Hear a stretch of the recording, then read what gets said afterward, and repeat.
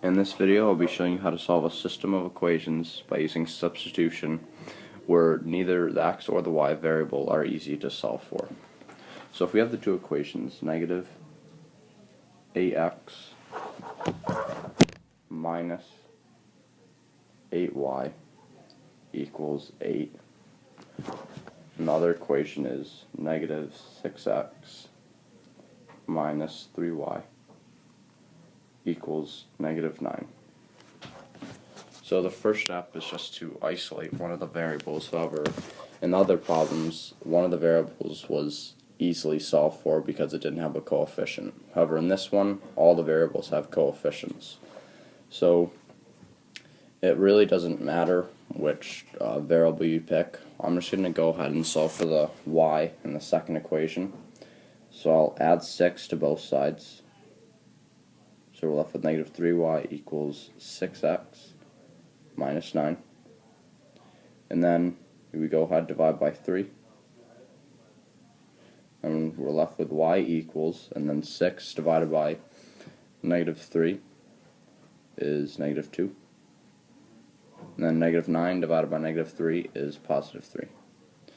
So we just solve for y. And then the next step, we plug that negative 2x plus 3 into the y into the other equation.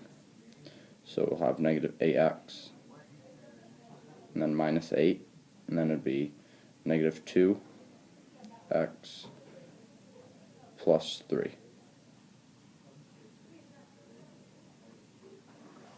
And then, so we use distributive property. So negative 8 times negative 2x is 16x.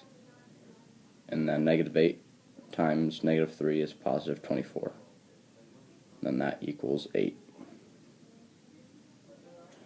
So then we would just combine like terms. So negative 8 plus 16 is positive 8. So we have 8x.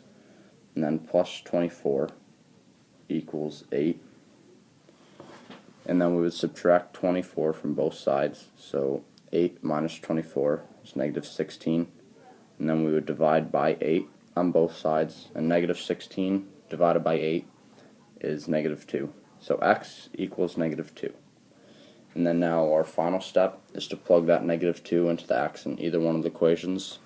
I'm just going to go ahead and pick the second one. So we have negative 6, and then instead of x it would be negative 2 minus 3y equals negative 9. Now after we do that, we just go ahead and solve for y. So negative 6 times negative 2 is 12 minus 3y equals negative 9. And then we just go ahead and subtract 12 from both sides. So negative 9 minus 12 is negative 31, or negative 21 actually. And then we divide by 3, and then y equals, and then negative 21 divided by negative 3 is positive 7. So those are our two answers. X equals negative 2 and y equals 7.